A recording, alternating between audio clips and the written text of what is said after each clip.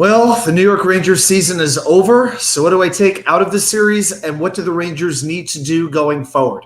Let's talk about it.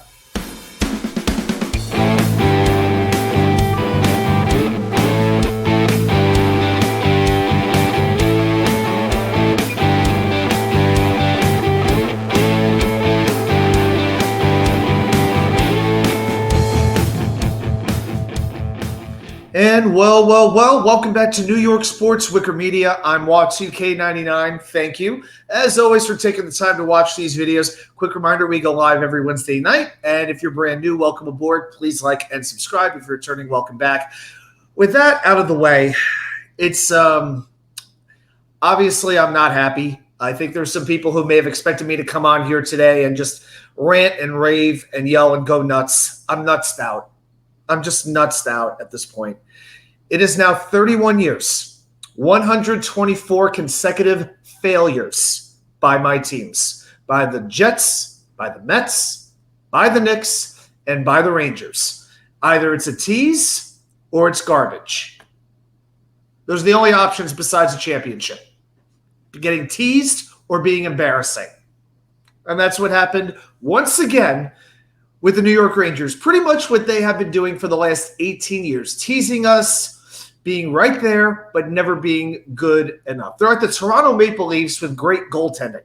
That's the only difference really between the Rangers and the Maple Leafs. But with this series, I got to be honest. I decided to treat this game like I did Game 6 against Carolina. I decided to not watch the game live and watch a little bit later.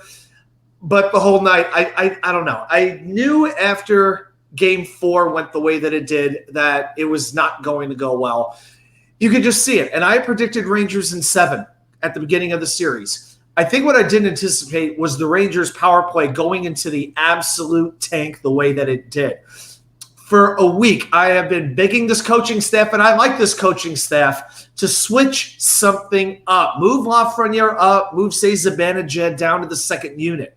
They didn't change a thing. And as Florida continued to kill penalty after penalty after penalty, there was no difference. I mean, ever since Game 3 in the Carolina series, the Rangers' power play was anemic. I think they had, 2 power play goals since that time? That was it. It was absolutely terrible. And watching these games, it reminded me of the 2014 Stanley Cup Finals, where the Kings just out-physicaled the Rangers. You know, the Rangers in that series, which they lost in 5, never scored a goal in the third period or in overtime. Now, I know that wasn't the case in this series, but the principle remains the same. In every single game, the Panthers had the better of play in the final 2 to 3 minutes of seemingly every period, and they wore the Rangers down. The stretches where Florida dominated were getting longer and longer, and you knew the Rangers just couldn't hold up. Because like I've said before, I said this on the Wednesday Night Live show, a goalie can keep you in a game. He cannot steal you a game. He cannot do that. He cannot score that decisive goal. And God bless Igor Shesterkin for giving everything that he had. If only any one of these 18 forwards could say the same, because not one of them can. Now, with that in mind, of course, there's a bunch of overreactions on social media. People who want their pound of flesh. For God's sakes, they want a ton of flesh is what they want.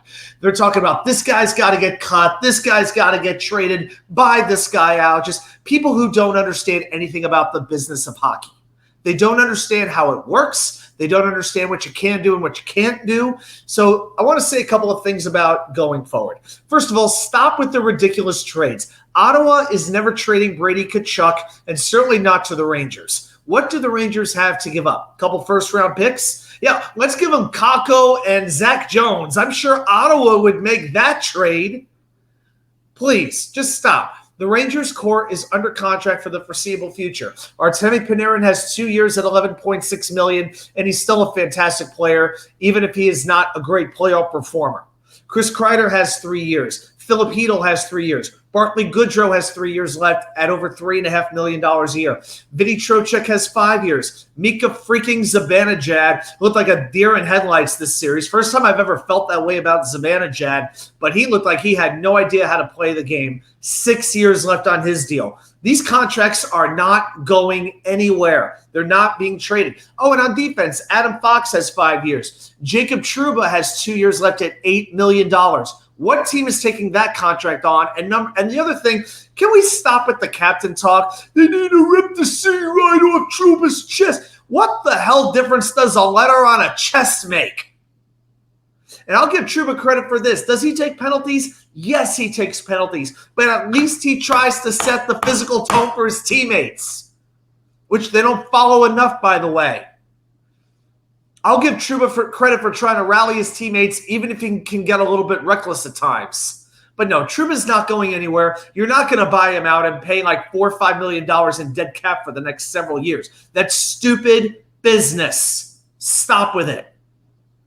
Okay? I give him credit for trying to set a physical tone because how many players on this team do that? Ryanlindgren does, and he's basically held together by duct tape and twine. Will Cooley tried to do it, but he wore down. He hit the rookie wall, in my opinion. He was barely noticeable in the Florida series. All right, so yeah, obviously, so going forward, physicality is absolutely needed, but you can fill that in a number of places. Alexwennberg, jackroslovic, see ya. Those two can get out of here now. Add some muckers, add some grinders who won't cost a whole lot of money. We know the Rangers don't have a lot of salary cap space, but please, those two, they need to go. No doubt about that. The biggest thing I think the Rangers need to do is solve the right wing issue. Mikazibanejad and chriskreider all year long were playing with a revolving door at right wings. That'd be a great Sporkle quiz. Every right wing who played with Mika and Kreider this season. Blake Wheeler, jackroslovic, Capo Caco, Filipino. You know, the names go on. They probably tried Panarin there for a few minutes. They may as well put Rempe there for all I care. But the most frustrating thing is how that right wing lineup was never fully solved, and the coaching staff was scrambling, trying to find some kind of a lineup that might possibly work, to the point they actually inserted Johnny Brodzinski on the second power play. It was so frustrating. It was like they had no idea what to do with what they had to work with. The line shuffling was insane. So do that, add the physicality. They need to make a decision on Ryanlindgren, who's a restricted free agent. I certainly want to keep him. I mean, he is an absolute warrior, and this team does not have enough of those types of players. The other thing that I would do, I would extend Igorshesterkin right now. He has 1 year left at $5.6 million. He needs to get paid. And I haven't heard enough people talking about this. 1 year left for Shesterkin, and he gave the Rangers a pretty good contract at the time at $5.6 million. I don't know what he's looking for, but there's no doubt he deserves a raise because he is that dang good. He's an absolutely fantastic player. But, you know, I don't believe this core – people are talking about a rotten core. These people obviously are not New York's Met fans. I'll show you what a rotten core looks like. At least this core can succeed in the regular season. At least it won the President's Trophy. At least it won, 60 games. It won a lot of games, okay? So, yeah, please don't talk to me about a rotten core.